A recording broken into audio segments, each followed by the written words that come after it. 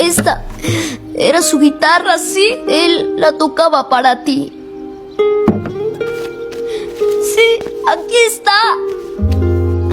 Recuerda, tu papá. Papá. Mamá Coco, mira, no lo vayas a olvidar.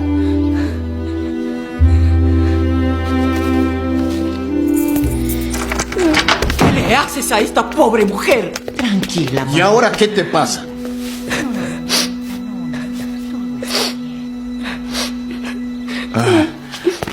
Creí que te perdía, Miguel. Perdóname, papá. Estamos juntos ahora. Eso es lo que importa. No estamos todos. Tranquila, mamita. Miguel, discúlpate con tu mamá Coco. Mamá Coco.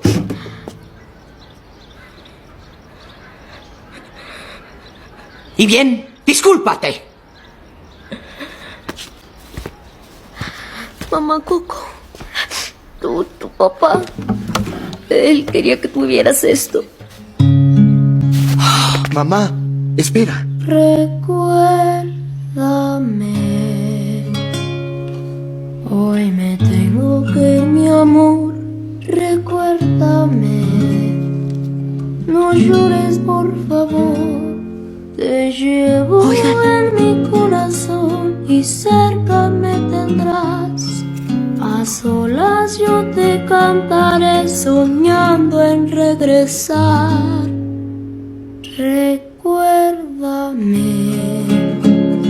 aunque tengo que emigrar. Recuérdame, si mi guitarra oyes llorar, ella con su triste canto te acompañará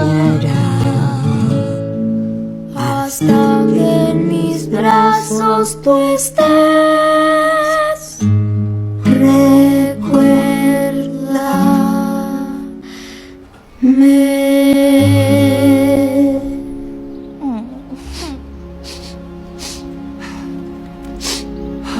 Elena, ¿qué tienes, mija?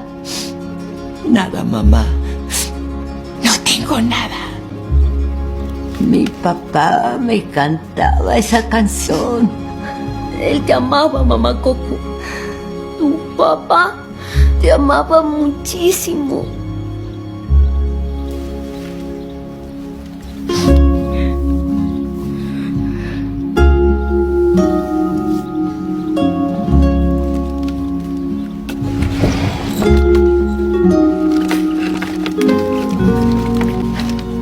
Conservé sus cartas, poemas que me escribió.